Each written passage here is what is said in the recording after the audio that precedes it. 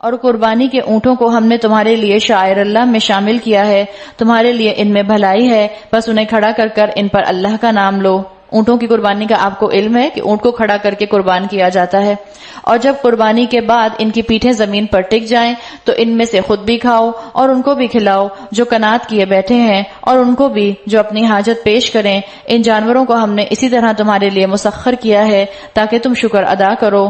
لَن يَنَالَ اللَّهُ لُحُومُهَا وَلَا دِمَاؤُهَا وَلَكِن يَنَالُهُ التَّقْوَى مِنكُمْ، نہ ان کے گوشت اللہ کو پہنچتے ہیں نہ خون، مگر اسے تمہارا تقویٰ پہنچتا ہے۔ اس نے ان کو تمہارے لیے اس طرح مسخر کیا ہے تاکہ اس کی بخشی ہوئی ہدایت پر تم اس کی تکبیر کرو، اور اے نبی صلی اللہ علیہ وسلم بشارت دے دیجئے نیکوکار لوگوں کو۔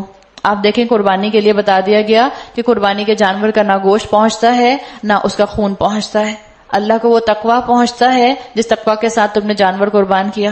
ہمارا جانور اتنا بڑا، ہم اپنا جانور جو ہے فلاں جگہ سے لے کر آئے، ہمارے پاس تو آسٹریلیا کا جانور، ہمارے پاس تو فلاں جگہ کا جانور، ہماری گائے جو ہے اتنی بڑی۔ پھر بچے کیا کرتے ہیں، اپنے جانور کو لے کر جو ہے وہ باہر گھومنے پھرنے نکل جاتے ہیں۔ کیوں؟ دکھانے کے لیے نکلتے ہیں۔ تو اپنے بچوں کے اندر بھی اس چیز کو انکلکیٹ کر دیں، اس چیز کو انگرینڈ کر دیں کہ بچوں کے اندر یہ چیز بچپن سے آ جائے کہ قربانی کا جانور دکھاوے کی چیز نہیں ہوتا۔ قربانی کا جانور تو بہت محبت کرنے والی چیز ہوتا ہے کہ جس سے محبت کی جائے تاکہ جب اس کو قربان کیا جائے تو اللہ کی یاد دل میں آئے، اللہ کی راہ میں اس چیز کو جب قربان کیا جائے جس سے آپ کو محبت ہے تو اللہ تک آپ کا تقویٰ پہنچ جائے۔ آج آپ کو قربانی کے اوپر بہت شور ملتا ہے، اینیمل رائٹس والے بہت شور مچاتے ہیں، بہت غلغلہ کرتے ہیں کہ یہ جانوروں کے ساتھ ظلم ہے۔ اگر قربانی کے جانور قربان کرنا جانوروں کے اوپر ظلم ہے تو پھر بڑے جانوروں کو بھی چھوٹے جانوروں کو کھانے سے روک دیں، وہ بھی تو ظلم کر رہے ہیں۔ آپ دیکھیں کسی نے کہا کہ اگر اللہ تعالیٰ نے جو نظام بنایا ہے قربانی کا، اگر یہ نظام نہ ہو تو سارے ہربیوور اتنے زیادہ ہو جائیں دنیا کے اوپر کہ وہ سارا گرینری جو ہے وہ کھا جائیں۔ یہ اللہ کی شان ہے، اللہ نے فوڈ سائیکل ایسے بنایا ہے۔ اور آپ دیکھیں کہ جو قربانی کے جانور ہیں وہ ایکسٹنکٹ نہیں ہو رہے۔ مثال کے طور پر بکرا تو ایکسٹینٹ نہیں ہو رہا، گائے تو ایکسٹینٹ نہیں ہو رہی، پولر بیئر ایکسٹینٹ ہو رہا ہے۔ پولر بیئر تو کوئی بھی قربان نہیں کرتا۔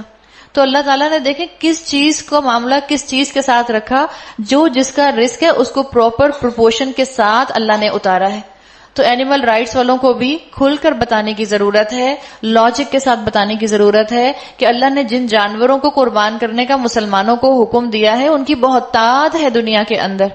آپ دیکھ لیں جو چیزیں اللہ نے حلال رکھی ہیں، جو چیزیں اللہ نے مسلمانوں کے لیے حلال کر دی اور کہا کہ ان کو کھاؤ پیو، وہ چیزیں بہتات کے اندر آپ کو ملتی ہیں، ایسا نہیں ہے کہ بہت کم ہے۔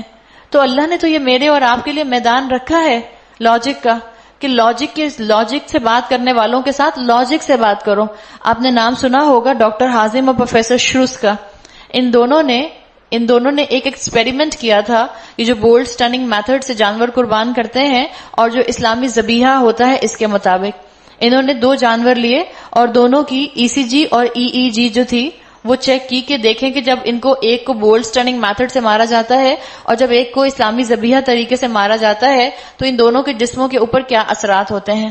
تو جو انہوں نے محسوس کیا اس سے ان کو رزلٹ یہ ملا کہ جو بولڈ سٹننگ میتھڈ ہے جب یہ جانور کو اس کے ذریعے مارتے ہیں تو جانور 3 سیکنڈ کے لیے اس کا کیا ہوتا ہے کہ وہ بالکل بے ہوش سا ہو جاتا ہے 3 سیکنڈ کے لیے، اس کے بعد اور اس کا دل بند ہو جاتا ہے، لیکن اس کے بعد وہ شدید تکلیف محسوس کرتا ہے جانور۔ اس کی EEG کے اندر یہ رپورٹس آئیں کہ شدید تکلیف وہ محسوس کرتا ہے اور کئی منٹ تک وہ شدید تکلیف محسوس کرتا رہتا ہے۔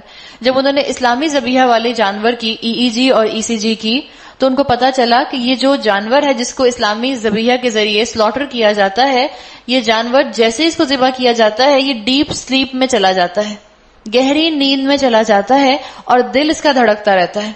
اس کے دل کے دھڑکنے کی وجہ سے اس کا سارا خون جو ہے وہ باہر پمپ ہو جاتا ہے، تو جو بیکٹیریا اندر ڈیویلپ ہونے کا چانس ہوتا ہے وہ ختم ہو جاتا ہے۔ جبکہ بولڈ سٹننگ میتھڈ سے کیا ہوا تھا کہ اس جانور کا دل فوراً رک گیا تھا، اور جب دل رک جاتا ہے، جب ہارٹ پمپ نہیں کرتا تو ظاہری بات ہے جسم کے جن حصوں میں خون ہوتا ہے وہ وہیں رہ جاتا ہے، تو اس لیے وہ جانور صحت کے لیے بھی نقصان دہ ہے۔ خود ایکسپیریمنٹس کر کے ڈاکٹرز اس چیز کو پروف کر رہے ہیں۔ آج ایسے مسلمان ڈاکٹرز کی ضرورت ہے جو مسلمان ڈاکٹرز اسلام کے احکامات کو سائنس کی روشنی میں بھی پروف کر کے دکھائیں کہ اس میں ہمارے فائدے ہیں۔ آج ایسے مسلمانوں کی ضرورت ہے سنت کے ان طریقوں کو واضح کھول کر سائنس کے ذریعے بتائیں کہ جو اللہ تعالیٰ کے رسول صلی اللہ علیہ وسلم نے چیزیں سنت کے مطابق کھانے کو کہیں اس میں کتنے فائدے ہیں. آپ صلی اللہ علیہ وسلم نے فرمایا کہ اگر تمہارے مشروب کے اندر، پینے والی چیز کے اندر مکھی چلی جائے تو کیا کرو؟ اس کو پورا ڈبو کے باہر نکال لو. اور سائنس نے کیا بتایا کہ مکھی کے ایک پر میں شفا ہے اور ایک کے اندر جو ہے وہ نقصان دہ چیز ہے. ہمیں تو یہ بات اس وقت معلوم نہیں تھی جب ہم مسلمان تھے. ہم سے مراد صحابہ. تو صحابہ نے کہا ہوگا یہ کیا لاجک ہوئی، پوری مکھی ڈال کر نکال لو. ہم مسلمان تو اب بھی ہمارا ایمان اتنا کمزور ہے کہ اگر ہماری چائے میں مکھی گر جائے تو ہم مکھی کو ڈبو کر نکال کر وہ چائے نہیں پی سکتے. اللہ ہمارے ایمان کو مضبوط کرے. حقیقت ہے اپنی غلطی کو مان لینا چاہیے، نہ کہ یہ کہ ہم اس کو جسٹیفائی کریں کہ گندا لگتا ہے، یہ ہے وہ ہے. جو بھی ہے، جو اللہ کے رسول نے کہا ہے اس میں حکمتیں ہیں. ہمارا ایمان کمزور ہے، اللہ ہمارے ایمان کو مضبوط کرے. تو اگر جانوروں، قربانی کے جانوروں کے اوپر آج دنیا ہاتھ اٹھا رہی ہے، انگلیاں اٹھا رہی ہے، مسلمانوں کو کسی نہ کسی طنز کا، کسی نہ کسی ریڈیکیول کا نشانہ بنا رہی ہے، تو ایسے کنوکشن والے مسلمانوں کی ضرورت ہے جو اس کو ڈیفینس کر سکیں.